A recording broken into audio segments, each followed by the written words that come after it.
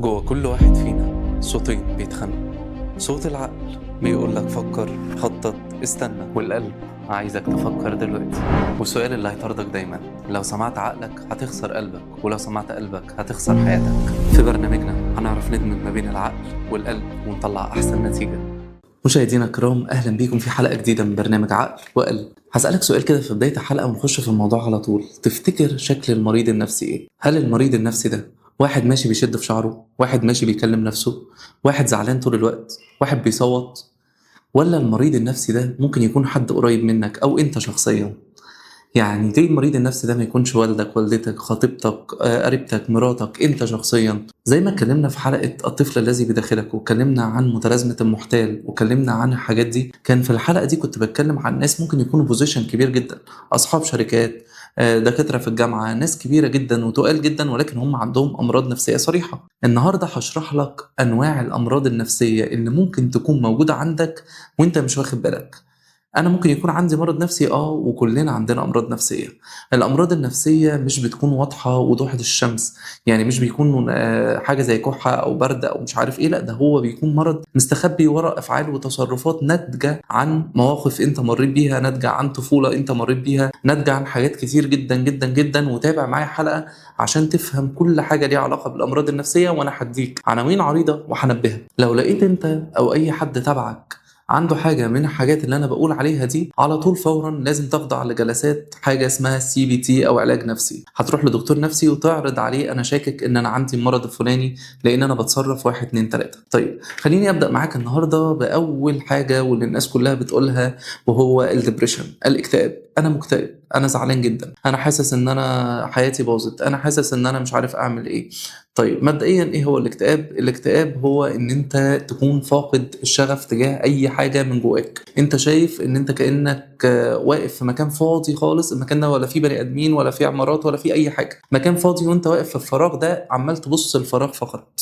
مفيش قدامك اي مستقبل، مفيش قدامك اي حاجه انت ممكن تعملها، كل اللي انت شايفه ان انت عايز تعدي يومك وتروح تنام والموضوع انتهى. هو ده الاكتئاب. طيب هل مريض الاكتئاب مريض ماشي طول الوقت زعلان، طول الوقت حاسس بحزن؟ لا بالعكس، انت ممكن تروح تسهر مع اصحابك، تهزر وتضحك معاهم، واول ما ترجع البيت ويتقفل عليك المفتاح او يتقفل عليك باب اوضتك، بتفضل زعلان وحاسس ان انت عندك اكتئاب، او حاسس بحته الفراغ اللي انا كنت بتكلم فيها دي. طيب مريض الاكتئاب ما بيشوفش حاجه زي ما احنا بنشوفها، يعني ما بيشوفش شغل جديد كفرصه، ما بيشوفش صاحب كويس كصاحب، بيشوف الحاجات مجرد حاجات، مجرد اشياء، اوبجكت، مش بيشوف الحاجه بشكلها الطبيعي. وكذلك بتأثر عليه بقى في كل حاجة انت ممكن تتخيل. يعني مريض الاكتئاب ما عندهوش الشغف اللي موجود عندنا، ما عندهوش هرمونات اللي بتتفرز في جسمه زي الاكسيتوسين والدوبامين والحاجات دي، مش بتتفرز زي ما احنا بنتفرز. انت ممكن لو كلت اكله كويسه تلاقي نفسك مبسوط جدا وطاير من الفرح، خرجت خروجه حلوه مع اصحابك، قابلت حد ما قابلتوش بقالك كتير، ترجع تلاقي نفسك طاير وفرحان وحاسس بحاجات كويسه جدا. ولكن مريض الاكتئاب مش بيحس بالحاجات دي. فزي ما قلنا، مريض الاكتئاب هو مش واحد ماشي بيشد في شعره، هو مش واحد ماشي زعلان. ممكن انت تكون مريض اكتئاب وانت مش حاسس، مش لازم تفضل حاسس بالحزن الداخلي طول الوقت، ولكن انت نظرتك للحاجه اللي حواليك ما بتكونش النظره الاساسيه اللي الحاجه دي على صورتها الطبيعيه اللي موجوده بيها. يعني انت ممكن يجيلك وظيفه كويسه جدا الناس كلها بتحلم بيها، وانت شايف ان هي حاجه عاديه، عادي جدا. والنوع التاني من الاكتئاب بيجي من الضغط المستمر للمشاعر، وان احنا بنكبت مشاعرنا بشكل مبالغ فيه، وده بيجي من التربيه الخطا. الراجل ما ينفعش يعيط، اسكت، ما تتكلمش، ما تبقاش شكاي، ما تبقاش مش عارف ايه. الضغط المستمر من الاهل على الراجل تحديدا، لان الراجل من وجهة نظر الاهل لازم يطلع شخصية جديدة، فبيكبته في حاجات كتير جدا، فهو بيطلع مش عايز يتكلم مع حد. حتى لو هو حاسس ان هو تعبان او اتعرض لموقف جامد او اتعرض لاي حاجة، هو بيقفل بقه ومش بيتكلم مع حد. وطبعا كأنك قاعد بتملى في كوباية والكوباية دي جابت اخرها، فما بيطلعش على الناس، بيطلع عليك انت. فهيئة حزن مستمر، فهيئة هرمونات زي الكورتيزول اللي بيتفرز بشكل مستمر، فتلاقي نفسك بتزيد في الوزن، تلاقي نفسك من أقل موقف بتتنرفز، بتتضايق، بيحصل لك مشاكل كتير، وبيظهر معاك على شكل اكتئاب وحزن مستمر وحزن طول الوقت. ده بقى مش شبه النوع اللي أنا كنت بتكلم عليه من شوية، لا ده واحد زعلان طول الوقت ما بيفرحش نهائي، مفيش أي حاجة ممكن تخلي الشخص ده فرحان، هو طول الوقت زعلان. طيب لو أنت حاسس بالأعراض اللي أنا بقول عليها دي، ولو أعراض بسيطة أو أعراض قريبة منها، أو أنت شايف الأعراض دي موجودة في حد قريب منك، والدك، والدتك، اخوك، خطيبتك، خطيبك، جوزك، اي حد من الناس القريبين منك تحس بشويه اعراض زي اللي انا قلتهم دول، هتروح لدكتور نفسي. والدكتور النفسي مش عيب، وهفضل اكرر الكلمه دي على طول، الدكتور النفسي مش عيب. روح لدكتور نفسي وهتخضع على حاجه اسمها جلسات السي بي تي. جلسات السي بي تي دي هو الدكتور بيقعد معاك وبيتكلم معاك وبيعالج لك المشكله اللي موجوده عندك. فالحاله دي او في حاله مريض الاكتئاب ده هيحصل معاه ايه؟ هيبتدي يخليه يسيب قناع البطل ده، اللي هو انا مش زعلان، انا مش خايف، انا مش عارف ايه الحاجات اللي هو اتربى عليها دي، ويخليه يبتدي يتكلم ويفضفض ويطلع اللي جواه. مجرد ان انت تبتدي تطلع اللي جواك وتبتدي تتكلم، مريض الاكتئاب ده حياته بتبتدي تتفتح احسن. يبتدي الدكتور يحط له اهداف، يدور على حاجات موجوده في حياته يخليه يمشي عليها، خطوط معينه، خطوط واضحه وصريحه، بحيث ان هو ما يبقاش حاسس ان هو فاقد الشغف او ان هو مش قادر يدي. وهيكون الامور بسيطه خالص. وعلى فكره الموضوع بسيط جدا وبيتعالج بسرعه جدا، بس احنا نبطل نكابر ونروح لدكتور نفسي عادي. وتاني نوع من انواع الامراض النفسيه اللي ممكن تكون موجوده عندك وانت مش حاسس، اضطراب الهلع. اضطراب الهلع ده من أخطر الأنواع النفسية اللي موجودة اللي ممكن تشوفها في حياتك. تخيل كده معايا تبقى ماشي في مول مثلا، وانت ماشي مرة واحدة الدنيا تسود في وشك، تلاقي نفسك بتجيب عرق من كل حتة، تلاقي قلبك بيدق جامد ونفسك داخل طالع، وعقلك ما بيقولكش غير كلمة واحدة بس: خلاص دي النهاية، انت دلوقتي هتموت. عمرك اتعرضت للموقف ده؟ طب عمرك شفت حد اتعرض للموقف ده؟ طب تعالى اكملك الموقف واقولك ايه اللي ممكن يحصل في الوقت ده. هتلاقي نفسك الدنيا بتلف بيك، هتلاقي نفسك خلاص هتقع، هتبتدي تسند على اي حاجة قريبة. الأسوأ ان هيجيلك حد يكلمك: ايه يا استاذ انت كويس؟ اطلب لك الاسعاف؟ انت تعبان؟ هيزود الموضوع معاك اكتر. اطلب لك الاسعاف؟ انت تعبان؟ مخك بيأكد 100% ان انا دلوقتي في خطر وان انا دلوقتي هموت. طيب هل في اي حاجة حصلت تخليني اوصل للمرحلة دي؟ لا. وانا قاعد في اوضتي، وانا قاعد في الجامعه، وانا ماشي في المول، وانا خارج مع اصحابي، مفيش اي حاجه حصلت تخليني امر بحاجه كده. انا ما خفتش من حاجه، ما فيش حد ضايقني، ما فيش حد عملني حاجه. ولكن مره واحده بيحصل معايا نوبات الهلع دي، والاقي نفسي في اي مكان في الدنيا حصل لي الموقف ده. المريض اللي بتحصل له نوبات الهلع دي بيبقى شايف الاماكن مش زي ما احنا شايفينها. انت بتكون شايف الشغل شغل والمول مول ومدرسه مدرسه، هو بيبقى خايف يروح الاماكن دي لان هو شايف لو انا حصل لي النوبه دي هناك هعمل ايه، هتصرف ازاي، ايه الحاجه اللي انا ممكن اعملها. بيبقى خايف جدا جدا جدا من المواقف دي، بيبقى حاسس ان هو شكله محرج قدام الناس، بيبقى خايف الا فعلا يموت في مره من المرات دي، لان مخه بيصور له حقيقي ان الحاجات دي هتموته، او النوبه دي هتموته في مره من المرات. الراجل ده دايما بيسال نفسه سؤال: هو انا كده خلاص؟ هو انا كده هتجن؟ هل الموقف ده هيفضل يحصل لي على طول؟ طيب انت ليه بتكابر لما بيكون عندك حاجه زي كده وما بتروحش للدكتور؟ ليه ما بتسالش ايه اللي بيحصل لي ده؟ ليه ما بتدورش على النت؟ طب لو انت دورت على النت وعرفت ان انت عندك نوبات الهلع دي، ليه ما رحتش لدكتور يعمل لك جلسات سي بي تي عشان يطلعك من الموقف ده؟ وده الجزئيه الثالثه طيب ايه اللي بيخلي نوبات الهلع دي تجيلك باستمرار؟ ايه اللي بيخلي نوبات الهلع دي تحصل عند الناس اصلا؟ وايه سببها؟ لازم قبل ما تعالج الفكره تعرف سببها ايه. طيب الحاجات دي بتكون سببها ضغط مستمر على الجهاز العصبي المركزي. انت طول الوقت شغال شغال شغال، شغل شغل شغل شغل، دراسة دراسة دراسة دراسة، بتحط الجهاز العصبي في ضغط مستمر طول الوقت، فبيحصل لك نوبات الهلع دي بشكل مستمر. وطبعا ليها كذا سبب تانيين، ولكن خليني افهمك. انت لو رحت للدكتور النفسي اول حاجة هيعملها لك ان هو يفهمك النوبة، يعني يفهمك قصتها ايه، يقول لك دي بتيجي امتى، بتيجي ازاي، ولما تجيلك المفروض تتصرف ازاي. تاني حاجة هيعلمها لك ان هو يديك تمرينات تنفس يعلمك تطلع من نوبات الهلع دي بشكل صحيح. ازاي تنظم ضربات قلبك، ازاي تنظم نفسك، ازاي تطلع منها. الدكتور النفسي لازم يعلمك الحاجات دي. وتالت مرض ممكن يكون موجود عندك وانت مش حاسس: اضطراب الشخصية الحدية. وده أسوأ حد انت ممكن تتعامل معاه في العلاقات. اضطراب الشخصية الحدية ده واحد ممكن في ثانية يديك الدنيا كلها ويحطها لك بين ايديك ويعيشك احلى احلام ممكن تشوفها في حياتك، ويكون لك كل حاجة في الدنيا، وفي ثانية، في اقل من ثانية، تشوف واحد غريب عنك خالص انت ما تعرفوش مين ده، فجأة تلاقيه قلب عليك وسابك في ثانية، تكلمه ما يردش، خلاص قفل الموضوع. ايه اللي حصل؟ او ليه الشخصية الحدية دي بتكون كده؟ ايه اسبابها؟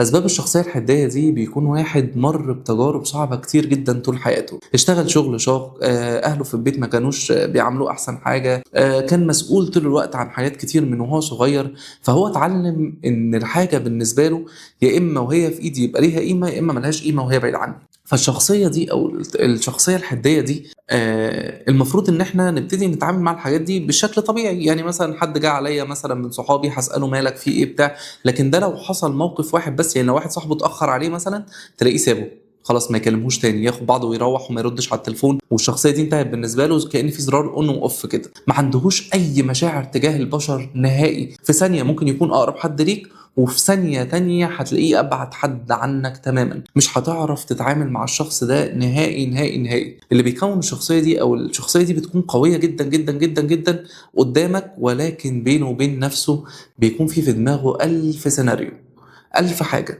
مرة يكون شايف نفسه ذو قيمة كبيرة جدا، فهو شايف نفسه كبير على الناس فعشان كده بياخد بعضه ويمشي.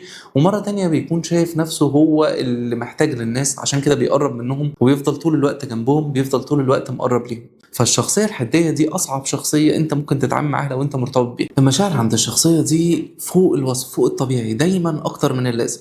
هحبك زيادة عن اللزوم واديك الدنيا كلها، هكرهك زيادة عن اللزوم واديك الدنيا كلها. مفيش عنده 100%، في 200%، كل حاجة عنده أضعاف. طيب الشخص ده مش بيخاف من الهجر، الشخص ده بيتقبل الهجر كأنه حصل. يعني أي حاجة حصلت بينك وبينه هو بيفتكر خلاص إن الموضوع انتهى وبيقفل الدنيا. يعني حصلت مشكلة بينه وبين مديره يسيب الشغل ما يجيش تاني، حصلت مشكلة بينه وبين صاحبه ما يكلموش تاني، حصلت مشكلة بينه وبين حد هو مرتبط بيه تلاقيه ما يعرفوش في ثانية، خلاص الموقف انتهى. ومشكلة ان النوع ده من الناس لما بيقفل الباب ما بيعرفش يفتحه تاني، خلاص الموقف انتهى. مع ان موقف ممكن يكون ما يستاهلش، انت ممكن تيجي تكلمه في حاجة مثلا الحاجة دي تكون بسيطة خالص، ولكن تلاقي الشخص ده خد بعضه ومشى ومش هتعرف تاخد معاه ولا حق ولا باطل. العلاج بتاع الشخصية دي علاج ان هو اول حاجة لازم يفهم قيمة العلاقة كويس جدا. تاني حاجة لازم يخضع على جلسات CBT زي ما قلنا، يفهموا فيها طريقة تعامله مع الناس، يفهموا فيها ان الناس دول كلهم خطائين، وان الناس دول بشر زينا، وان زي ما انت بتغلط في حق اللي قدامك وهو بيسامح، اللي قدامك برضه هيغلط في حقك وانت تسامح. ويفهموا قيمة الناس في حياته، لان هو ما بيبقاش شايف قيمة الناس، هو مش بيبقى شايفك كواحد صاحب قريب منه واقرب صاحب ليك. لان النوع ده من الناس اللي احنا بنتكلم عليهم دول بيقفل عليك الصفحة وبينساك تماما ولا كأنك كنت موجود. حتى لو بينكم عشرة وذكريات ومش عارف ايه، الكلام ده ما بيفرقش خالص. فحاول على قد ما تقدر تخضع لجلسات CBT زي اي مريض نفسي، وتروح تعترف ان ده مرض نفسي، لان انت بتأذي اللي حواليك وانت مش واخد بالك منها. انت لما تهجر حد وتبعد عنه وانت بالنسبة لك الموضوع انتهى وموقف اتقفل، الشخص اللي قدامك اللي انت هجرته ده وسبته وخليته يلف حوالين نفسه ومش عارف الاسباب، الشخص ده بيتقطع كل يوم، بيموت كل يوم حرفيا. وخليني احكي لك عن رابع نوع من انواع الامراض النفسيه، وهو اضطراب الشخصيه التجنبيه. وابدا معاك بقصه صغيره كده عن بنوته لطيفه خالص عندها 19 سنه بتروح الكليه بتاعتها، اسمها مريم. مريم كل يوم تقف قدام المرايه وتبص لنفسها: هل انا شكلي مقبول؟ هل انا الناس حابيني؟ ولا انا شكلي ملفت؟ ولا انا شكلي في حاجه غلط؟ ولا الناس هتبتدي تنتقدني؟ هل انا شكلي هيكون حلو في وسط الناس اللي انا قاعده لهم؟ طب هل الناس بتبص عليا؟ طب هل مش عارف ايه؟ عندها شكوك طول الوقت من الناس اللي موجوده حواليها، ان الناس دي ممكن تاذيها، ان الناس دي ممكن تجرحها، ان الناس دي ممكن تقول عليها كلام، ان الناس دي يشوفوها بصوره غلط. فبتبتدي بدل ما تتعامل مع الناس يحصل ايه بقى؟ تتجنب الناس تماما. فبيحصل الاضطراب اللي اسمه اضطراب الشخصيه التجنبيه. هو مش عايز يتعامل مع بشر، هو خايف يتعامل مع بشر، لان كل تعامل مباشر بينه وبين البشر هو حاسس ان الناس دي يا اما مثلا هيتنمروا عليه، يا اما هيشوفوا شكله وحش، يا اما هيتكلموا عليه وحش. هو دايما شايف البشر بصورة وحشة، او ان البشر شايفينه بصورة وحشة. معظم الامراض النفسية بتكون بدأت معانا من الطفولة زي ما احنا اتفقنا. طيب الاضطراب بتاع الشخصية التجنبية ده جاء بسبب ان الاهل بيعنفوا الطفل زيادة عن اللزوم وبيأيدوه زيادة عن اللزوم. كل حاجة ده غلط، كل حاجة ما تعملهاش، كل حاجة مش صح، انت ليه تصرفت في الموقف الفلاني؟ اي تصرف الطفل بيعمله لحد لما بقى كبير، كل ما يجي يتصرفه بيبتدي الاهل يعلقوا عليه ويعاقبوا عليه ويحسسوه ان الطفل غلط، فبيبقى عنده فقدان ثقة في النفس جامد جدا، بيبقى عنده مشاكل كبيرة جدا جدا جدا. الشخص بيكبر وهو عنده حتة كده: الناس مش هتتقبلني زي ما انا، الناس مش هتحبني زي ما انا. بيبقى عنده حتة كده جواه مضايقاه ومخوفاه طول الوقت. النوع ده من الناس كمان بيكون عنده رعب من الناس، يعني هو لما حد غريب بيكلمه بيخاف منه بجد، بيكون عنده قلق من الناس بجد. فالنوع ده من الناس خلاص هو شايف نفسه ما عندهوش ثقة في نفسه او اي حاجة. بيشوف بقى الشغل ازاي، او بيشوف الناس عنده في الشغل ازاي، بيشوف الناس كلها مصدر خطر ومصدر تهديد له، بيشوف اي حد بيكلمه مرعب بالنسبة له. لحد لما حد يجي لك مثلا في الشغل يقول لك: هو انت خايف مننا؟ هو انت مش عايز تتعامل معانا؟ فتروح البيت وتنهار وتزعل، مش لانك مش عارف تتعامل معاهم، لانك فعلا خايف منهم. طيب ايه اللي بيحصل بقى في اضطراب الشخصيه التجنبيه ده في علاجه؟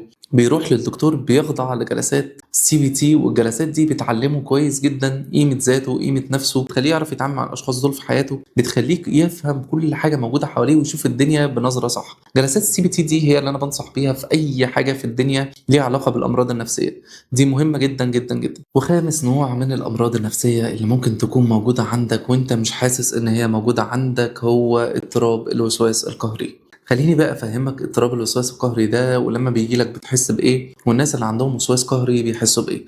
معظم الناس عندنا عارفين يعني ايه وسواس قهري او يعرفوا حد عنده وسواس قهري. الوسواس القهري معناه باختصار ان انت بتعمل حاجة الناس كلها بتعملها، ولكن انت بتعملها بشكل مبالغ فيه اكتر من مره في وقت قصير في وقت قليل، وبتعملها كتير جدا جدا ورا بعض. زي ان انت تتاكد ان باب عربيتك مقفول او باب شقتك مقفول، زي ان انت تروح تغسل ايدك كذا مره ورا بعض. طيب مريض الوسواس القهري بيشوف الدنيا ازاي؟ خليني احكي لك عن شاب اسمه سليم. كل يوم وهو نازل اول ما يقف قدام باب بيقف 1000 مرة يتأكد إذا كان المقبض ده مقفول ولا لأ. طيب هو ليه بيعمل كده؟ هو بيبقى خايف، أو الباب ده بالنسبة له مش باب شقة، هو بالنسبة له خطر كبير جدا إن في حرامي هيخش، وإن في ناس هتخش تقلب الشقة، وإن هو مستهدف، وإن هو مش عارف إيه. بيجي في دماغه وساوس كتير جدا جدا جدا تجاه حاجة ممكن تبان طبيعية. أنت ممكن لو سبت المفتاح جوه الشقة ونزلت ما يحصلهاش حاجة أصلا. الوسواس القهري ده ممكن يجي الواحد عن طريق النظافة، إن الجراثيم والحاجات اللي موجودة دي حواليه هتقتله. خلاص هو بيبقى شايف إن هو هيموت بجد، هو شايف إن هو لو ما غسلش إيده كل 10 دقايق هيموت. طيب ايه اسباب الوسواس القهري ده وبيجي منين اصلا؟ بيجي من الطفوله برضو زي ما اتفقنا. اتربيت في بيت كله قهر، كل حاجه انت بتعملها غلط، كل حاجه انت بتعملها هي خطر عليك، كل حاجه انت بتعملها بيكون الاهل في البيت ده خايفين على الطفل زياده عن اللزوم، اكتر من اللازم، بيبقوا محاوطين الطفل. كل حاجه الطفل بيعملها قلقانين عليه، اوعى لا تقع، اوعى لا مش عارف ايه. فهو يا عيني بالنسبه له كل حاجه خطر، مش بيبقى شايف الحاجات حاجات، بيبقى شايف الباب ده باب خطر، بيبقى شايف المكتب ده خطر، بيبقى شايف الكرسي لو مش مظبوط او رجله بتتهز شويه ممكن قلبه يقف اصلا من الخضه. فالفكره كلها برضو في حته التربيه والاساس اللي احنا عملناه. طيب والعلاج؟ العلاج برضو ان هو يخضع لجلسات CBT، والدكتور يبتدي يكون معاه خطوه بخطوه. يعني زي ما اتكلمنا كده على قصه سليم صاحبنا ده، اللي هو بيروح يفتح الباب 1000 مرة أو يقفل الباب 1000 مرة وراه، ده الدكتور بيجي معاه وبيخليه يقفل الباب مرة واحدة وبياخده وينزل لتحت. طبعا مش الدكتور، يعني حد من بيته أو حد من عيلته، وبينزل بيه. هو يا عيني بيفضل في دماغه 1000 سيناريو، بيبقى قاعد مش على بعضه. وفعلا حقيقي يعني ما استهونش بالمرض ده، هو فعلا دماغه بتجيب 1000 سيناريو، وبيبقى قاعد قلقان. طب احنا قفلنا؟ انت متأكد ان احنا قفلنا؟ طب احنا مش عارف ايه. هيجن اللي واقف معاه. ولكن مرة مع التانية مع التالتة هيبتدي يدي الأمور حجمها الطبيعي. وتعالى أكلمك عن أكتر مرض نفسي مشهور في وسط الناس، الجزء السادس من الأمراض النفسية اللي ممكن تكون موجودة عندك وإنت مش واخد بالك. مرض نهم الأكل. تخيل كده معايا ان انت رحت الشغل، حصل معاك مشكلة بينك وبين سوق واحد صاحبك هناك، صاحبك راح اشتكى للمدير، المدير زعلك، روحت البيت وانت مروح العربية بتاعتك العجلة بتاعتها نامت، روحت البيت وانت مش طايق نفسك وروحك في مناخيرك، خلاص مش قادر تعمل اي حاجة، من كتر خنقة هتنفجر. فتحت التلاجة واكلت نص الاكل حرفيا لحد ما بطنك وجعتك. اللي حصل ده مش جوع، اللي حصل ده اسمه اضطراب نهم الاكل. واللي بيحصل مع اضطراب نهم الاكل ده ان بيجي امراض كتير جدا للشخص اللي حصل له الاضطراب ده، زي مقاومه انسولين، وممكن يوصل لسكر، وبطنه بتكون عاليه جدا، وبيكون عنده كرش، وبيحصل له مشاكل كتير جدا جدا جدا في حياته. الناس اللي حواليه بيكونوا شايفينه شخص صلب ومتماسك وقوي، ولكن هو اول ما يتقفل عليه اوضه هو بيكون اضعف واحد قدام الاكل، ودي بتكون مشكله خطيره جدا جدا جدا.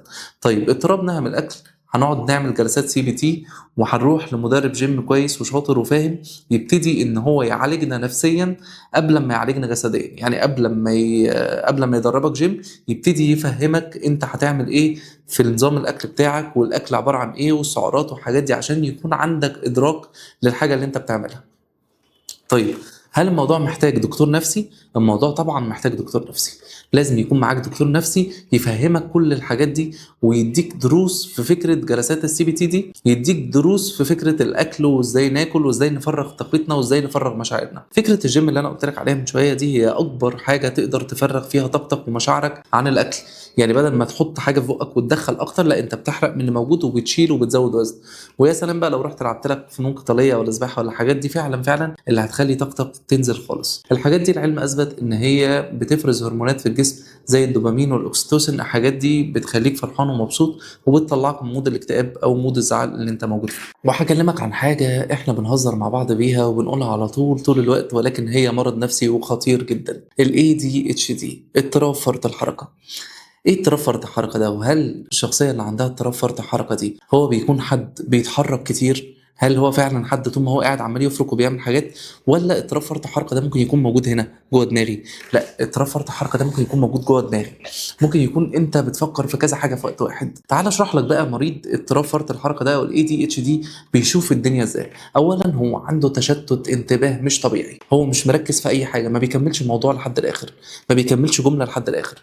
وانت بتتكلم معاه في موضوع معين تلاقيه سحبك في حته تانية خالص. ممكن تكون قاعد بتتكلم معاه النهارده مثلا في الدرس اللي انت خدته او مش عارف ايه، وتحكي له عن الدرس اللي انت خدته، تلاقيه بيقول لك ايه، شفت امبارح مش عارف محمد صلاح عمل ايه، وسحبك في حته تانية خالص، اخدك في موضوع تاني خالص، وانت بتتكلم في موضوع اساسي وكبير وبتتكلم في حاجه كبيره، بس هو جوه دماغه مش بيفكر في حاجه واحده زي ما انت بتفكر في حاجه واحده، هو بيفكر في ألف حاجه ومش بيكمل حاجه لحد الاخر. الشخصيه دي ممكن يبقى قاعد على اللابتوب عشان يشتغل شغل، يقوم يسيب اللابتوب يمسك التابلت عشان يبص على مش عارف مين، الباب يخبط يسيبه يروح مش عارف ايه، ينسى اصلا اول حاجه هو كان بيعملها، عمره ما كمل اي حاجه للاخر. شخصيه عندها طاقه زياده عن اللزوم، عنده بيبقى ذكي جدا، بيبقى قوي جدا، ولكن مش بيبقى مركز، ودي اكبر مشكله بيمر بيها الشخص اللي عنده الاي دي اتش دي. وكمان نوبات الاي دي اتش دي ممكن تكون بتيجي على هيئه نسيان، ممكن يكون الشخص ده بينسى حاجات كتير جدا، يعني ممكن تكلمه في موضوع ويقفل معاك حالا المكالمه، ينسى الموضوع اللي انت كنت بتكلمه فيه ده، خلاص الموضوع انتهى.